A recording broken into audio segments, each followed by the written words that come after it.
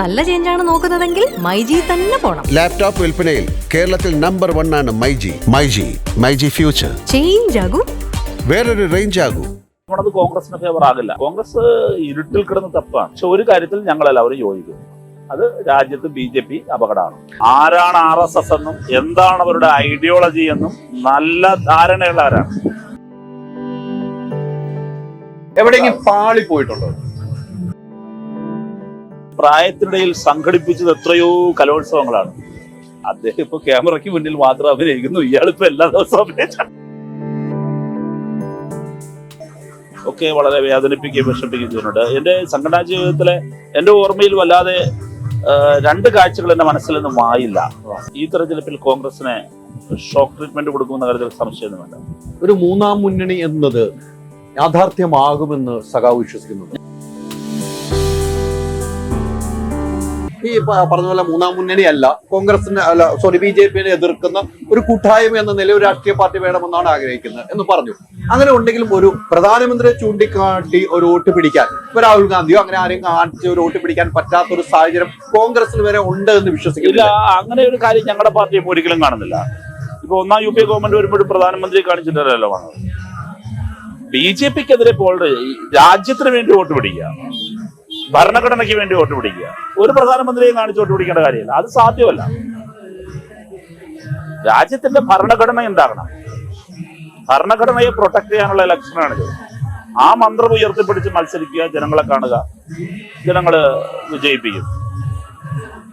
മനസ്സിലായി. പിന്നെ വരുന്ന എണ്ണത്തിനനുസരിച്ചിട്ടാണല്ലോ ബാക്കി കാര്യങ്ങൾ. ഇപ്പൊ ബിഷപ്പുമാരെ ക്രിസ്ത്യൻ സംഘടനയുമായിട്ട് ഏറ്റവും അടുക്കുകയാണ് BJP.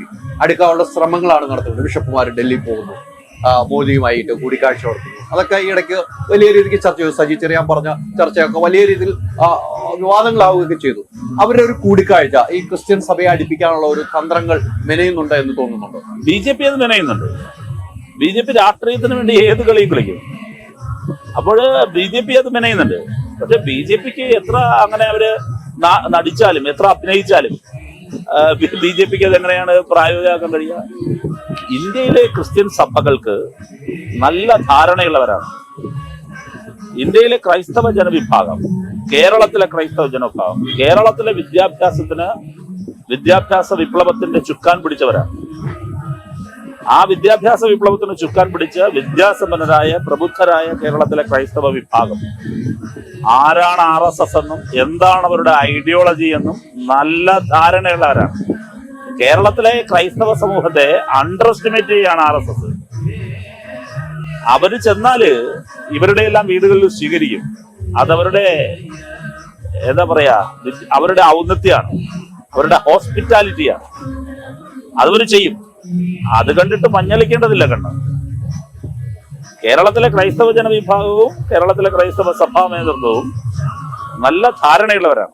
ആരാണ് RSS, എന്താണ് അവരുടെ അജണ്ട, എന്താണ് ഈ ആഗമനോദ്ദേശം എന്ന് നന്നായിട്ട് അറിയാവുന്നവരാണ്. അതുകൊണ്ട് അവരെ വീട്ടിൽ ചെല്ലുമ്പോൾ അവർ സ്വീകരിക്കും. അവരെ ക്ഷണിച്ചാൽ ഒരു പക്ഷെ അവർ പോയെന്നിരിക്കും. അതൊക്കെ അവരുടെ ഹോസ്പിറ്റാലിറ്റിയാണ്, അവരുടെ ഔന്നത്യമാണ്. ആ ഔചിത്യവും ഔന്നത്യവും കണ്ടിട്ട് പഠിക്കേണ്ട കാര്യം BJPക്കില്ല. അത് BJPക്ക് മനസ്സിലാകും. ഈ നേരത്തെ പറഞ്ഞത് നല്ല നടനാണെന്ന് നമ്മൾ പറഞ്ഞു. സിനിമയിൽ അഭിനയിക്കാൻ വല്ല ഓഫറും വന്നിട്ടുണ്ടായിരുന്നു?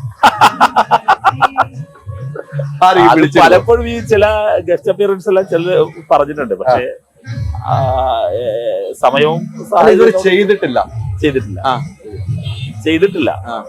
അഭിനയിക്കാൻ ഇങ്ങനെ വന്നിട്ടുണ്ട്. ഞാൻ ഈ കോളേജിൽ പഠിക്കുമ്പോൾ, യൂണിവേഴ്സിറ്റി കോളേജിൽ പഠിക്കുമ്പോൾ അന്ന് LDF ഒരു തിരഞ്ഞെടുപ്പ് പ്രചരണാർത്ഥൊരു ഡോക്യുമെന്ററി എടുത്തു. PT കുഞ്ഞുമോളായിരുന്നു അതിന്റെ അണിയറയിൽ പ്രവർത്തിച്ച പ്രധാനപ്പെട്ട ആൾ. ചിത്രാഞ്ജലി സ്റ്റുഡിയോയിലായിരുന്നു അതിന്റെ ഷൂട്ടിങ്. അപ്പൊ അതില് ഞാനിങ്ങനെ ഒരു അഭിനയിച്ചിട്ട് അങ്ങനെയാണ് ഞാൻ സ്ക്രീനിൽ പണ്ട് ഞാൻ പെട്ടെന്ന് ഓർത്തതാണ്. അല്ലാതെ സമീപകാലത്ത് പിന്നീട് രാഷ്ട്രീയ രംഗത്ത് മുഖ്യധാരയിലേക്ക് വന്നതിന് ശേഷം പലപ്പോഴും പല സുഹൃത്തുക്കളും പല സിനിമകളിലേക്കും ഇങ്ങനെ ചോദിച്ചിട്ടുണ്ട്. പക്ഷെ അങ്ങോട്ട് പോയിട്ടില്ല. അല്ലെങ്കിൽ സമയമോ സാഹചര്യമോ തോന്നില്ല, നടന്നിട്ടില്ല. അല്ല, വേണ്ട എന്ന് വെച്ചിട്ടില്ല. ഇല്ല, എനിക്ക് താല്പര്യമുള്ളതാണ്. അല്ലെ, അഭിനയിക്കുന്നത് താല്പര്യമുള്ള അഭിനയിക്കാനും ഡബ് ചെയ്യാനും താല്പര്യമുള്ളതാണ്. ഡബ് ചെയ്യാൻ എടുത്തു പറയാനുള്ള കാരണം എനിക്ക് ശബ്ദം എനിക്ക് വലിയ താല്പര്യം. ശബ്ദവിന്യാസം അത് എൻ്റെ ഒരു പാഷനാണ്.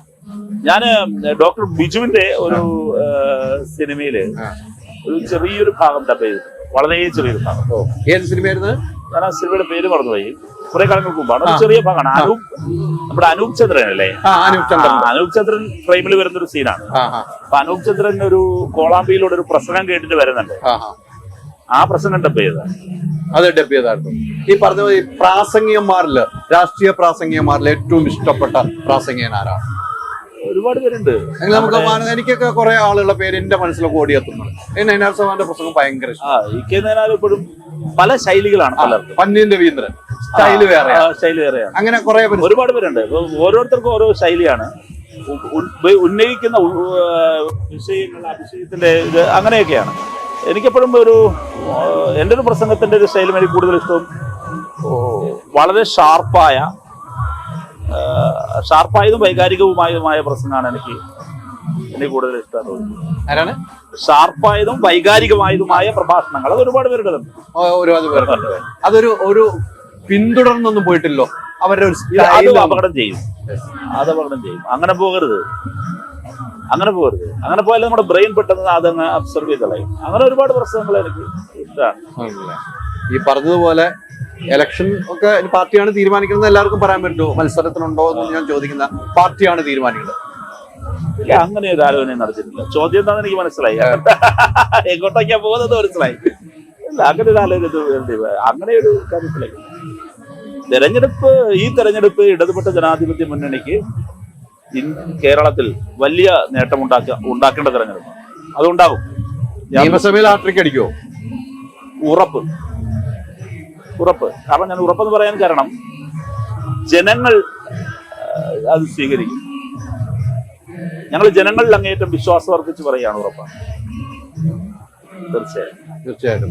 എന്തായാലും ഇനിയും നല്ല നല്ല വേഷങ്ങൾ കിട്ടട്ടെ സിനിമയിൽ. എനിക്ക് അതാണ് പറയാനുള്ളത്. രാഷ്ട്രീയക്കാരോടൊപ്പം എന്റെ ഏരിയ അതല്ല. നല്ല വേഷങ്ങൾ കിട്ടണം. അല്ല, എന്റെ ഏരിയ അതല്ല. താങ്കൾ ആഗ്രഹമുണ്ടോ എന്ന് ചോദിച്ചപ്പോ ഞാൻ നല്ല വേഷങ്ങളും കിട്ടണമെന്ന് എന്റെ ഒരു ആഗ്രഹം. താങ്കള് ബിഗ് സ്ക്രീനിൽ കാണണം, മിനി സ്ക്രീനിലാണ് കാണുന്നത്, നമ്മള് ടിവിയിൽ ചർച്ചകൾ കാണുന്നു. പിന്നെ ഡബ്ബിംഗ് എന്ന് പറഞ്ഞത് വലിയൊരു കലയാണ്, വലിയ കലാവാസം. അതെനിക്ക് വേണ്ടി താല്പര്യമുള്ളത്, വലിയ ഒരു കഴിവാണ്. ഇത് രണ്ടും താല്പര്യം. ഞാൻ അങ്ങ് ചോദിച്ചപ്പോ വളരെ തുറന്ന മനസ്സോടുകൂടി ഞാനൊക്കെ സംസാരിച്ചതാണ്.